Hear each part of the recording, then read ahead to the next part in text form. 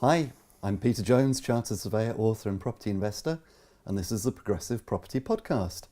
And I'm delighted today to be joined by Gary Smith. Hi Gary. Hi Peter. How are you doing? I'm doing very well, thank you. Brilliant. Well, I'm really glad you could join me today, Gary. And I haven't known you too long. No. And you haven't been part of the progressive community for too long, which we'll have a chat about in a moment. Yeah. But the reason why I particularly wanted to invite you to join me on the podcast today is because you're, in relative terms, at the beginning of your property journey. And I think a lot of the listeners out there are going to empathise and understand and be inspired, probably, because of your journey. Because a lot of people are probably starting out and at a similar point to where you maybe were a year or so ago. So I thought it'd be really useful. And really useful to have you to come in and to talk to us and share your journey with us. So thank you very much. Well, thank you for inviting me. It's a bit of a surprise and a real honour. So yeah, thank you very much. No. So Gary, just sort of a bit of the backstory first, because obviously you haven't been in property for too long. Mm-hmm. Going back a few years, you were in the RAF? Yeah, I had a fairly normal upbringing, and I actually left school slightly early. I did my GCSEs and then left to join the Royal Air Force as an engineer. Okay. Wasn't on my original plan, but it just seemed to happen like that. And yeah, I became an engineer in the Royal Air Force. When you say it wasn't in your original plan, how did it happen then? It seems quite a random thing. Yeah, well, I'm a bit more arty, and I was quite interested in graphic design and this sort of thing. And I went along to the RAF. I quite fancied being an air traffic controller and controlling things, and because I like the graphic display of the screens, bizarrely. And in the usual fashion, the RAF interviewed me and said, "That's all very interesting, Mr. Smith, but we need engineers. Come with us and we'll show you a better way." So I ended up becoming an engineer, which I did enjoy. Okay. Well, I was going to say, because that's quite interesting, because if you're sort of artistically inclined, does that actually fit with being a detailsy engineering type mindset? Does it hang together? Not always, but I enjoyed problem solving. I still enjoy problem solving, and that's the bit that really was in tune with what I enjoyed doing. So giving me a Harrier aircraft that wasn't quite working properly to solve that problem was really enjoyable to me. So I kind of put the artistic side to one side and carried on solving problems. Right, and the Harriers now, of course, have gone. Yes. But you'd left the RAF long before that happened, yes. Presumably. Yeah, with the defence cuts that happened in the 90s, what I really enjoyed about the RAF, as well as the problem solving, was going on expeditions, mountaineering and canoeing, this sort of thing. And with the defence cuts, the funding for that died out and the job had changed. So I wasn't enjoying it as much, the novelty wasn't there, and I ended up wearing a funny uniform and not getting the stimulation that I needed, I guess. Right. So time to leave. Okay, so was that when you got into property? No, it wasn't. Okay, no. So what happened next then, Gary? Well, after 13 years in the RAF, working on aircraft, I then moved to boats. Right. Yeah, a local company in Peterborough, which was a luxury boat builder. And I joined as an engineer and then spent the next 17 or so years working my way up. I managed to get into the design office, which was a real lucky break. So the arty side was coming out again. Indeed, yeah. Still in engineering, but designing boats at this point. So that was fantastic. And worked my way up and ended up leading the team, becoming the engineering manager for the company. So pretty much running the design office, which was fantastic. Right. Sounds good. But presumably didn't continue. No, this was the thing. I was in my dream job. I got very, very comfortable, which is always a danger. And then second recession came along in 2008.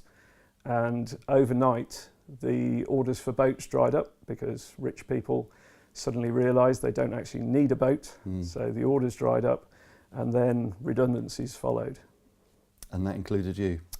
Not at that point. This was in 2008, but I was then in a managerial position. So my dream job slowly turned into a nightmare because I was then making members of my team redundant. And it always happened around Christmas time, as these things do when the budgets are checked. So the business got more and more difficult as a place to work. I was having to make my friends redundant at this point. So this came to a head in December 2015. Okay. when the company went bust. Oh, it really? It went under Yes, completely? It did. So where did that leave you? That left me without a job and without a plan because, as I said, I'd got comfortable. Even though we were going through all these changes within the business, I firmly buried my head in the sand, and just sat there, being comfortable, being worried, but being too scared to do anything about it. Right. When you say comfortable, what do you mean by that? Because it sounds like a very uncomfortable situation. Yeah. How did you find comfort in that? It's bizarre, isn't it? I just turned it into a 9-to-5 job. Instead of loving my job and being really actively and loving it, it turned into a 9-to-5. I was like a robot. I was just going to work every day, getting through the day, and going home, watching TV, going to bed, doing the same thing over and over again. So I describe it as being a zombie. My wife had a great job. She was really enjoying her job, and I was just going through the motions. And what were you doing at this time? This was still doing the job as an engineering manager. Things changed. I got sort of not promoted, but moved sideways into a different role, which I enjoyed even less. Right. Became more of a 9-to-5 job. And so that's the position I was in when the company went bust. When the company went bust. So what did you do when the company went bust? I had a bit of a moment. I didn't have a breakdown or anything, but I started applying for engineering manager roles. There's plenty of roles around, but found that I really wasn't following through with it, and really my heart wasn't in it. And I realised after 13 years in the RAF and 17 years in a corporate role, I'd probably had enough of engineering and had enough of being in an office and being controlled by other people and worrying. You know, we've been worried about redundancy for the last 5 or 6 years, and that had probably taken its toll by that point. So at this point I came to a stop, started kind of applying for jobs but not really pushing it. So I took the easy way, which was working for my wife, part-time. Okay. Yeah. Okay, working for your wife? Yeah, which did that work? Was that okay? Yeah, I'm still doing that part-time. So that did work, okay. Yeah, got to be careful there. She'll be listening to this later, I'm sure. No, it's really good. It's a part-time job. She runs a really successful interior design business that her and her colleagues have built up really well. And I'm their fitter. I go to people's houses, I measure up for curtains and all this sort of thing, and fit curtains and hang blinds and this sort of thing, which gets me into some really nice houses and gets me to meet some really good people. So there's plus sides and negative sides to bit that. of networking there. But still not using your arty side. No, I not thought really. you were going to say then that you'd be actually doing the interior designs for her. No, with your artistic no, she wouldn't let me background. near that, I don't She won't think. let you do that. She's got the talent in the interior side. Okay. But also one of my other passions is classic cars. And as well as taking on a part-time job with Candy, I took on a part-time job in my friend's classic car garage, fixing up classic cars, which again seemed like fun to start off with.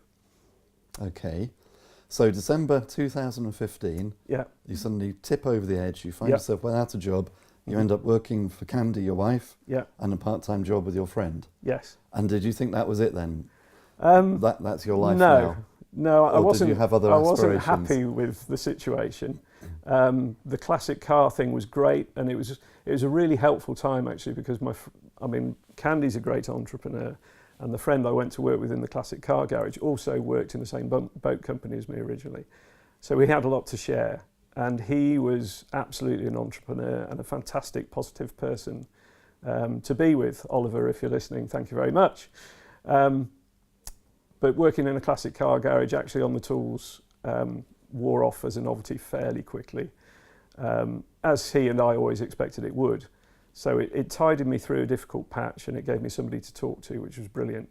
But then in January, a friend of mine, or a couple of friends of mine, invited me to a multiple streams event.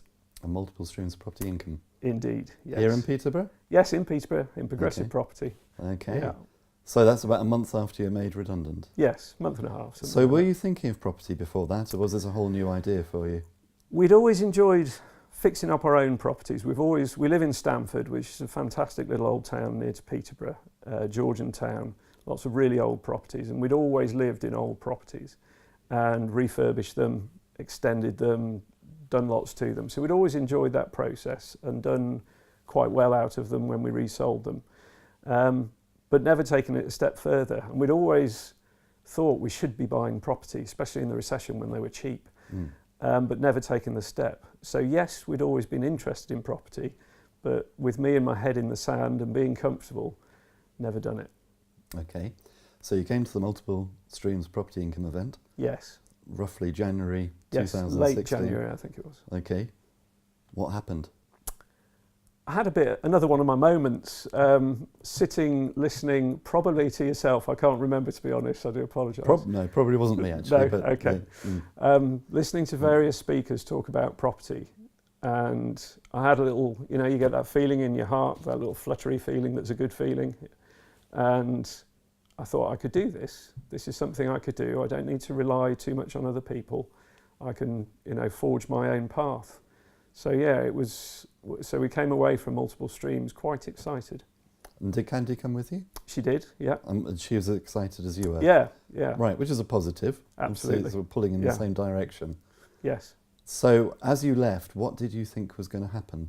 What was going to be the big change? What were you going to do? While we were there, we invested in a couple of courses. Candy, I was being my engineer self and thinking, oh, I need to think about this. Oh, I'm not sure about this. Even though I had this spark inside me. Candy was brilliant and said, get off your bottom, get your credit card and go and invest in Masterclass, the Property Investing Masterclass. So we didn't have much money. I had my redundancy payout from the government, which isn't a huge amount. So we took a bit of a risk and invested in the Masterclass and a couple of other smaller courses as well. Right, so presumably that masterclass would have been one of the ones which myself, Dixie and Anne were training. Indeed, yes. Right, there we go. That's where I first met you. Right, there we go. Yeah. Right. Excellent. So presumably you took what you learnt at masterclass, you went out, you've bought hundreds of properties. Hasn't quite happened yet. Not quite yet. But this is one of the reasons why I thought it'd be great to get you in, Gary, because Yes. this is sort of real life journey, isn't it? It is, very much so. I know that you sort of hit a few bumps which you've now come through, which is a good thing. Yeah. So let's explore what happened after you left masterclass then. Yeah. What were your plans in property? What did you try and do? Well, I enjoyed masterclass immensely and the grounding and the basics that it's covered across the whole plethora of property, which was fantastic. I enjoyed the course very much, and during the course I changed my mind a couple of times of what I wanted to do. We came to multiple streams thinking we're going to do flipping, Yes. which we were quite interested in with our experience in renovating properties. By the end of masterclass, I'd also done a no money down course somewhere around that time. So by the end of those two courses, I decided that I needed cash flow because I didn't have a job anymore. And although we were surviving okay on Candy's salary, we weren't comfortable anymore. It was tight. So we needed cash flow. So rent to rent seemed like a good option. And I decided that HMOs were a good model for myself and our skills and for the area we're in. So I came out of masterclass and I think it was no money down course with rent to rent HMOs as my strategy. Okay. So what was the first thing you did? I went home, spent a fair bit of time on Rightmove, set up a little office at home, up on the landing, and started writing letters to landlords. But first I set up my brand and emails, decided on a company name, which took ages because there's me being risk averse, every name was wrong. So set up the company name, Treeline Property. Reason for the name is I've enjoyed mountaineering, so I have lots of fun above the tree line. Okay. So Treeline came about, so that's the reason for that. Yeah. And started writing letters direct to landlords in the Peterborough area. And did you get much response? I got no response. No response? No. So how did that make you feel? It made me question it. It made me a little bit disillusioned, but although I was questioning it, it wasn't the strategy, it was myself really I was questioning, because although I was writing letters, I kept hearing about other people that are writing hundreds of letters, and I'm writing 1 letter a week maximum. Right. So, hand up, I wasn't fully committed. Okay. Why do you think that was, though? If you've been to the multiple streams event and you come out inspired, you've been to masterclass, come out inspired, hopefully. Yes. What went wrong? What was the problem? I guess I expected, or didn't expect, I expected in my own brain that I'd get a quicker response, I'd get some response. And getting no response was difficult to handle. But I think my heart wasn't really in it, and I wasn't fully committed because we were still comfortable. I was still comfortable. It wasn't driving me on. I wasn't feeling pain, even though I didn't have a job anymore, which sounds strange. You know, I'd gone from a good salary, but I went to this position where we were still getting by. And although it was really difficult, I've got 2 boys, and you know, even they weren't really feeling the pain. They were still having things that they needed. We cut right down on takeaway meals. We realised how much we were spending. You know, you review your circumstances. And by cutting back on frivolous spending, we realised, you know, we were surviving. So I was managing to get by without doing property properly. So there's no urgency. There was no urgency, and it probably wasn't my passion at that point. Although it seemed like a good model on paper, it probably wasn't the right thing for me at that time. Right, and that's why I think it's important to have this type of an interview, because let's be realistic, not everybody who starts is going to find it plain sailing. No, absolutely. And there's going to be bumps in the road. Yes. As we try and warn everybody, property is relatively simple in terms of the principles, but it takes a bit of effort. It's not easy in that sense. No. We have to actually go out and take quite a lot of action, particularly to get the momentum.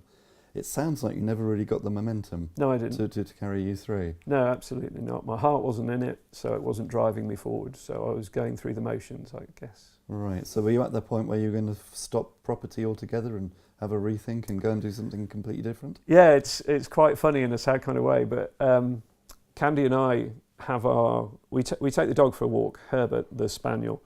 We take him for a walk just about every morning. It's one of our nice rituals that we do. We tend to have our business meetings in our walk. It's 20 minutes walk typically. Sounds like a fantastic idea as long as it's not raining. Yeah. We it's amazing actually how little it's rained in the last year. We seem to have got away with that, but we go out in the bad weather as well. Herbert doesn't seem to mind. So we have 20 minutes to just talk stuff about her business, my business, and it's a great way to set yourselves up for the day. So I recommend that to anyone who can, if they're with a business partner, first thing in the morning, and if it's their wife that's their business partner, that's fantastic. I count myself as very lucky. So that 20-minute walk in the morning is when we sort out our day and our future. So one morning, I think it was one of our longer walks, or it turned into a longer walk maybe. It was the elephant in the room, you know, nothing was happening with the property. Candy could tell I wasn't really happy and my heart wasn't in it. So this one morning it was like, what are we going to do? Shall we give up? We said the words, shall we give up? Shall Gary get a job again? And how did Gary feel about that? Gary didn't want a job. Right. Gary was enjoying working from home. I still find some of it tricky. It's hard to get in a rhythm as an entrepreneur. I've heard a few people say this, when you've been 9 to 5 for years and years and years, to get that rhythm going I'm still finding my way in that. Discipline, the D word. Discipline, yes, very important. Yeah. Something I was struggling with still, but getting there.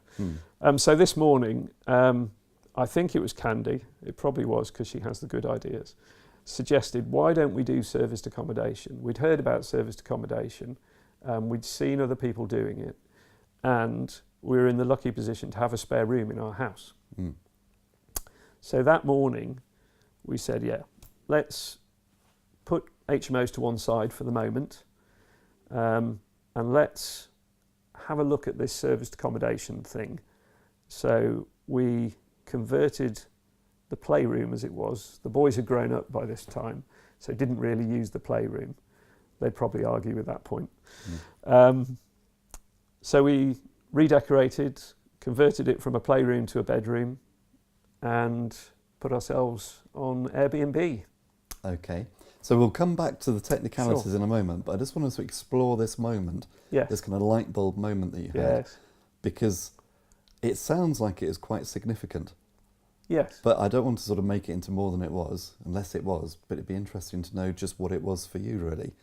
At that moment when you were looking at the possibility of giving up and getting a job, did you feel that in your heart of hearts you said, right, I'm going to commit, or did it kind of just happen that you found another route and you kind of casually slid into it? It definitely... Was it more of a defining moment than that? Yeah, I think it was more defining than that. It definitely wasn't a casual thing. We finished the dog walk excited again. Right. It was like when we walked out of multiple streams, I guess, in a way. We had that skip in our step, and we were excited. Yeah, let's do this. This could really work, because with Candy's interior design flair, she could become involved as well, because she wasn't involved with the HMO thing. It was very much my thing. So with the serviced accommodation thing, with her entire interior design flair, she felt she could become involved, and that gave me more reassurance that, you know, I was going to be working with somebody again after 17 years of working with people. Yeah.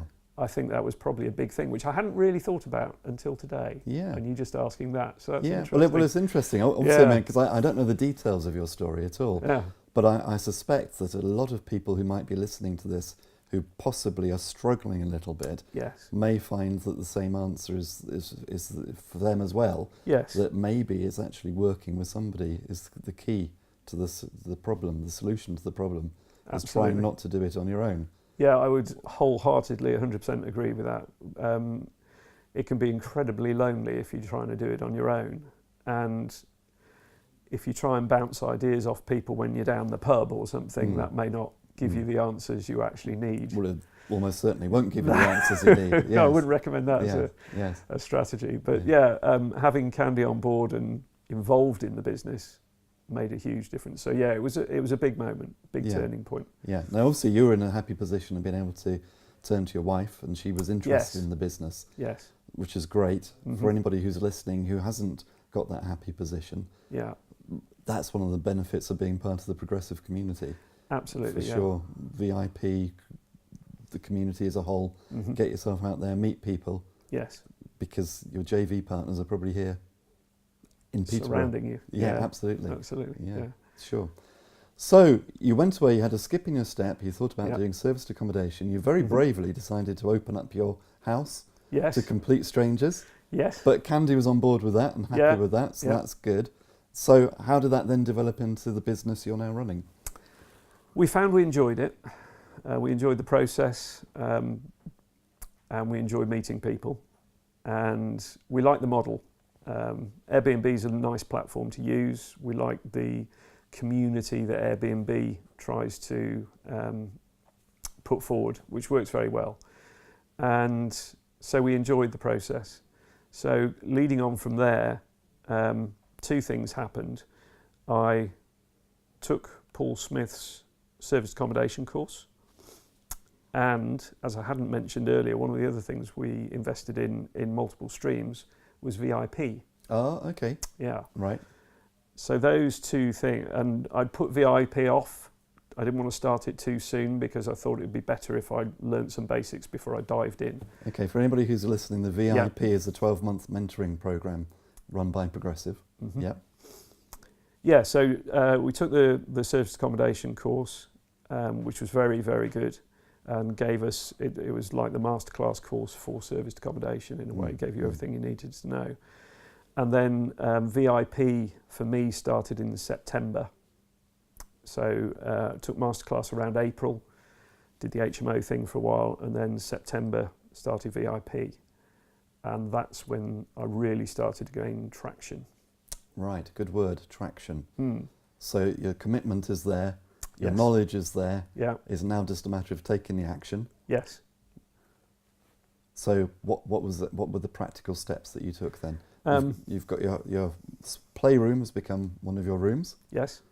but presumably you need more than that. Yes. Yeah, we So were what- getting weekend bookings for that, and we didn't really want to push it much more than that in our own house. We didn't want massive occupation of our house. That wouldn't have worked out. So that was How did you purely a feel test. about that, by the way, having people just sort of booking your It's spare really room? good. I mean, we're quite gregarious people. I mean, obviously there's a bit of fear there. But Yes. you embrace the fear, don't you? Yes, Do it anyway, yes, somebody yes, said. Yes.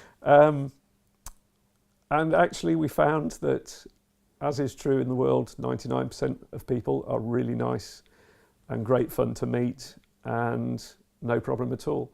Yeah. We had some interesting people. We had a couple of ladies who were quite loud who stayed for 5 days, which was a bit of a strain but good fun at the same time. So yeah, longer stays in your own home, tricky. It's a fascinating idea because there may be people listening to this podcast who are thinking, I wanted to get into property, but I'm feeling skint, I don't know how to raise JV funds, whatever. Yes. By the way, we can teach you how to do that. Yes. If you come to Progressive, we can show you how to do all that. But if you're wondering how can I get into property and you've got a spare room in your own house, you could follow the Gary Smith model maybe and Give it a go. open it up to on Airbnb and get use it as serviced accommodation. So I think as an innovation that's fantastic, Gary. So you deserve the success you've had from that, really. Oh, thank you. From taking. I certainly taking didn't that invent it, but it was good. Yeah. So as you say, there's only so many nights you can actually let your own room for, though. Yes. And so many guests that you can tolerate. Yes. If that's the right word. It probably is. Yeah. So how did you expand the business, and what are you doing now? Yeah. Well, joining VIP, Yeah. doing the service accommodation course, Yeah. then put me on the right footing, and we very quickly then got our first apartment in Peterborough. So on a rent-to-rent basis, which is renting from the landlord, paying him his monthly rent, and then letting it out on a nightly basis on Airbnb and Booking.com, and we keep the profits from that. Okay, so how did you find a landlord who wanted, or should I say, was prepared to let you take over the property and to effectively sublet it? Yeah, well, we took the easy route, which isn't necessarily the cheapest route, but the quickest, because it'd been a few months now, we wanted to get things going. So we just went to letting agents. We did what we were told, go and make friends with letting agents, and found some letting agents that were interested in working with us and some that weren't, which is pretty much exactly as we were told would happen. And a couple of letting agents were very forthcoming, and we found a property pretty quickly, which wasn't the first one. We actually looked at it once and said, oh no, it's not quite the right one, and looked at lots of others and then came back and reevaluated, and it was the right one. Interesting. So from the landlord's point of view, Yes. the question could be, why didn't they just let the property out as a normal buy-to-let? Why would they let it out to you, knowing that you were going to sublet it? And presumably they probably knew through the agent that you'd be doing quite well from that, obviously making a profit, or else he wouldn't do that. Yes. Do you know what the motivation of the landlord was? Yeah, the advantages to the rent-to-rent for service accommodation system is that the landlord gets guaranteed rent. It's my company that rents the property on a company-let basis. We guarantee the rent. We guarantee that we'll look after the property. Any minor maintenance we will cover. Chips to the paint, the usual wear and tear on the building, we'll cover that. It's only the major stuff, like if a boiler goes down, that we'll call a landlord. We have it regularly cleaned. So it's kept in tip-top condition, because obviously in serviced accommodation, the better the apartment is presented, the better it is for our business, because we live or die by our reviews. So therefore, we are going to keep that property in absolutely tip-top condition. So in some ways, it's a dream come true for a landlord. So in terms of the deal, how long is the term that you've taken the property over for? Initially, it was 6 months. It was a new thing for us. It was a new thing for the letting agent and a new thing for the landlord. So everyone was a little bit cautious, including myself. So initially 6 months, but we've now extended that and we're going for longer tenancies effectively. Okay. And in terms of the rent, you don't have to give me specific figures, but presumably you're not paying full open market rent. You're We paying did. a little bit less? On the first couple, we did. Oh, okay. We were very much, let's get some properties, and to be fair on the letting agents, why would they take a risk on somebody they've never met? Why do a deal if they don't know this person? So we were, I don't know if we were naive or we were just too nice, or maybe that's the way it is, but I was quite happy to pay standard fees and rent to get the business off the ground, dip our toe in the water and get us going, really. Well, you must have known, presumably, that the margin was there. Yes. And that it was worth paying full rent to get the property. Yes, absolutely. On the serviced accommodation masterclass, we're taught how to evaluate a deal, do the numbers. Don't base them on best case. As any business model, you don't base it on best case. You base it on potential worst case. So I quite like Excel. I'm a bit Excel geeky from my engineering days, so I've got lots of Excel spreadsheets that I can try and work out and predict as safely as possible, certainly to my comfort, that I'm going to make money out of the deal. So that's what we did. Which is the key thing. Yeah. I mean, it's interesting because the parallel in property is whether we buy our properties BMV. And obviously it's nice to get a deal, but sometimes it can make total sense just to pay asking price and get the property. Yes. Which maybe is a future podcast there somewhere to talk possibly. about that. But so you went to the agents, some were receptive and some weren't. Yes. How many did you go to? Can you remember? You talked about sort of going to a dozen or so agents before you found the deal? It's probably not quite that many. 4 or 5 before we got the deal, because we were lucky, and there was a couple that we met early on that were quite receptive, and we actually got a deal with the second letting agent that we spoke to, but we spoke to others since, because obviously we're trying to grow the company. And it's a mixed bag. Some are totally up for it, some have company policies that they won't do it. Some, no matter how you explain the model, they probably don't get it. And again, there's a parallel. I mean, we're talking specifically about serviced accommodation. Yes. But in property as a whole, that's always going to be the case. Some Absolutely. agents will get it. Some agents will try and help you put the deals together. Some agents, they just don't know anything other than just selling houses or letting houses. Yeah. So being prepared for that, I guess, is part of it. It is. Not seeing that as a knockback. Yeah, exactly. I went to letting agents not expecting to get a deal because of what I'd taught here, what I'd been taught here at Progressive. I expected to have to work for it and not just swan in and say I'm doing serviced accommodation and have them flock to me. So it wasn't a surprise, and I put a lot of effort into how I presented myself to the agents to appear professional, which again is what we're taught on the courses. Okay, so that's obviously working well, and you've now added to your portfolio, and your portfolio is building. Yes, slowly but surely. Slowly but surely. Yeah. What are your plans? How far do you see this going? I'm going to grow the rent-to-rent SA portfolio. We've got a couple of deals which are hopefully in the bag in the next week or so. So we'll be growing that in Peterborough. We may look at other cities, but once we're off and running and got that going and systemised as our 70-20-10 thing that we talk about at Progressive, I do want to then start actually investing in property for capital growth and my long-term financial freedom. Buying for yourself? Yes. Okay. So things are working out well. Yep. Last year wasn't looking so good. No. You went through your wobble. Yeah. What advice would you give anybody who's starting out, or perhaps somebody who's sort of hit that bump and they're having a wobble of their own, having been through it now and seen both sides of it? What do you think you learned from that? Talking to people, whether it's your wife, your business partner, if you haven't got a business partner, talk to people and network with other people in the industry who will have been through it before. This is the thing. I don't think I'm any different to many other property people who get started in property, may not pick the right strategy initially, or come from the corporate world and be used to that 9-to-5 existence. It's quite a thing to go through to turn yourself into this entrepreneur person, which I still don't describe myself as an entrepreneur. Maybe I should, but I'm still finding my way.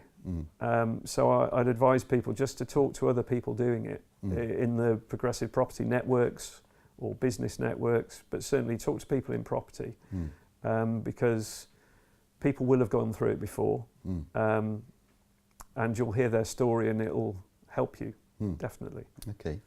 So, got to ask the question, Yeah. if you live in Stamford, why did you choose Peterborough? Yes. Stamford, from what I learned at Masterclass, it has to be said, from what you taught me, Peter, I went to Masterclass deciding I was going to invest in property in Stamford, and I think it was day 2, I'd realised I went through some deals with yourself and Anne, and realised that the yields in Stamford were very low because it's an expensive little bubble of a place. So for buying properties, it's not ideal. For serviced accommodation, it may work. We're still looking for a potential nice little, because it's a tourist town. I think it'll be very seasonal, but we'll see. But Peterborough is a big old place, growing fast. There's lots of industry going on here, a lot going on. So for serviced accommodation, it works, and for other types of property, I think there's a company around here somewhere that's got a few hundred houses that seems to work quite well. Well, I was going to ask you about that, because Yeah. a lot of the people who I meet who want to invest in Peterborough, who are from Peterborough, one of their big concerns is that Rob and Mark have got everything. Yeah. And there's nothing left. I asked the same question when I You started. probably did, yes. Yeah. And is that the case? They haven't got everything. They haven't got everything. No, there. and I was actually speaking to Rob yesterday, and there's room for everyone. He's not a greedy guy. He's a very giving person. And whereas I'm sure, Rob, you don't want thousands of people descending on Peterborough, there is property here. As with any big city, there will be big property investors, and there will be smaller guys trying to make a go of it. So I think there's room. Yeah, there's always room. There's always room for more. Yeah. So the serviced accommodation, that sounds like it's going well. Finding the properties is only part of it, though, because then you've got to organise looking after the properties, having the management team, the cleaners, changing the bed linen, all that kind of stuff. How did you how did you do that? How did you put all that in place? Well, that's absolutely a huge part of it for serviced accommodation. Anybody getting started in serviced accommodation, all that's talked about on the courses, which is totally right, is systemization, putting systems in place. Read Rob's book, Life Leverage, and then you'll realise why systems are important, because you don't want to be doing it all yourself. You're in the service industry. This is what people might miss, that when you're in serviced accommodation, the clue's in the name, you're in the service industry. So people need time, they need their sheets changing, they need problem solving, their guests of you. So you need to be able to solve those problems, so you need a team to do that, otherwise you'll be running around like an idiot. And you've got that team now? Yes, it's not all in place, I'm still learning, but I've got a great cleaning team, great local cleaning company who do all the cleaning, deliver the laundry to the laundry company, that's another company, that's a great local company. So I'm really well supported by them. I still greet the guests myself, but I'm just starting to put the feelers out that I don't have to do that all the time. There's a chap I'm talking to who's going to cover it when I'm on holiday, because I do want holidays, I want the freedom that this entrepreneurial life gives me. So putting those systems into place is critical. Okay, so that element of the business is going to carry on expanding. Yeah. But in time you're going to start buying as well. Yes. Do you know when you're going to start buying? Do you know what you're going to start buying? I have set myself a bit of a target to buy something this year. Okay. Which isn't narrowing it down an awful lot. I'm still a little bit open-minded as to what ideally I'd probably like an HMO, because I see that as a similar thing to serviced accommodation in a way. It's people intensive, because you typically get a faster turnaround. It's something we can put our interior design skills into. Well, Candy's interior design skills, I'm not claiming those.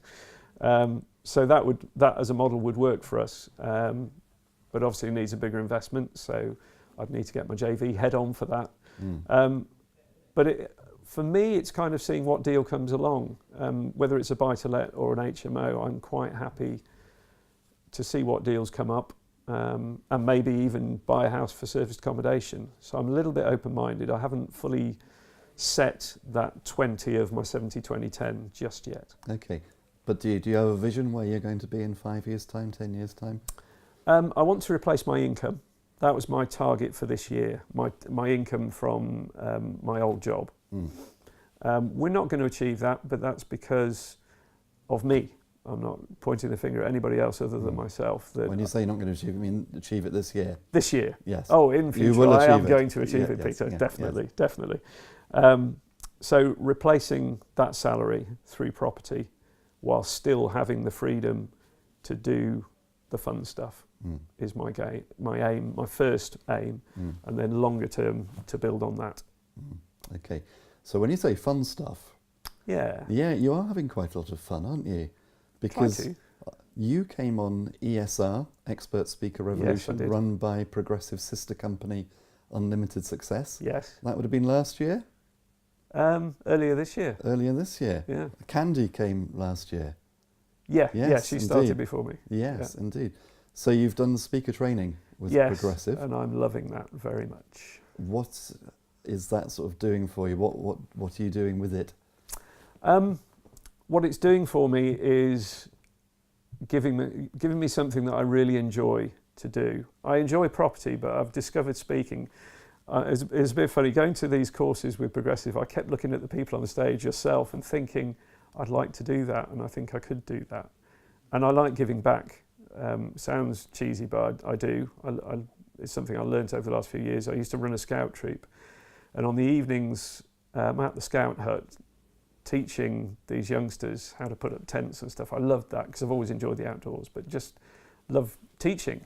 And the speaking thing gives me that opportunity to potentially grow that and give back, present to people and give them the opportunity to start down a property journey like I have. So I'd love the opportunity to do that. So I'm working towards that with Progressive. So you did ESR, the speaker training course. Yeah. Joined the academy. Yeah. And you're now assisting at events? I'm assisting at Beginners Property Secrets, and we're loving it. Brilliant. Excellent. So, Gary, it's been great to interview you. Well, thank you. We will check in with you again because you're still sort of relatively early in your journey. Yeah. There's a lot more to come. There is. So definitely. We'll probably get you back in 12 months or so and see what's changed. Well, that would be great. I'd love to. I mean, where would you see yourself being in 12 months? Hopefully you'll have bought the property. You'll have decided whether it's going to be a buy-to-let or a HMO. Maybe clarify that and go out and buy it. Yeah. But what do you think would be the changes in the next 12 months? If we give you some challenging goals. Oh no, in public. Okay. Minimum of 5 serviced accommodations, apartments and houses, and 3 properties. Okay. Minimum. Okay. I've said it now, haven't I? You have. We'll play this back in 12 months and see. Yeah. That still sounds cautious, doesn't it? I'm sure you'd push me to do more than that, Peter. Well, we've all got to be in our flow, haven't we, Gary? Yeah, definitely. We've got to be in our flow. Yeah. Yeah.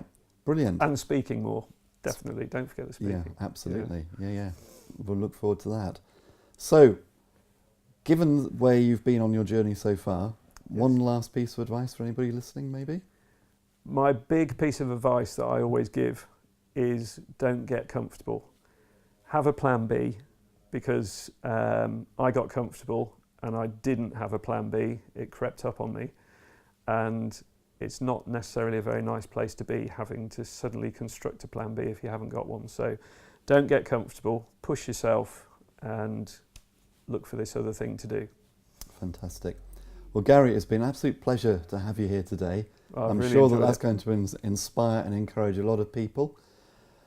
So just keep on going, no matter what happens, I think is the key lesson. Yeah. And if you find yourself drifting or if you find yourself stalled, as you did, have a word with yourself. Take yourself to one side, have a word with yourself, keep on going. There's always something we can do. And I think the way that you did it was very innovative, using your own property to get the serviced accommodation business up and running and now expanding into other units. It's a fantastic story, really. Oh, thank you. So I'm really excited to see how it does go over the next 12 months. Great. So this has been the Progressive Property Podcast. I've been Peter Jones and my guest Gary Smith. Gary, just a thought. There's obviously going to be people listening to this podcast who are going to be looking for serviced accommodation in Peterborough. I don't see why you shouldn't plug your business as you've given us your time. How can people contact you? Well, thank you. My business is Treeline Property. Yeah. We have a website. My email is gary at treelineproperty.co.uk. Yeah. We're on Airbnb, so yeah, just look us up. Yeah. It'd be great to talk to you. I'm always happy to share my experience with anyone. So. Yeah, and if anybody's looking for accommodation in Peterborough, Gary could well be your man. So Thank get you. in touch with Gary. So Gary, thank you ever so much. I've been Peter Jones. This has been the Progressive Property Podcast. And if you have any questions or any ideas for future podcasts, then please do get in touch. Get in touch through the Progressive Facebook group or message me on Messenger.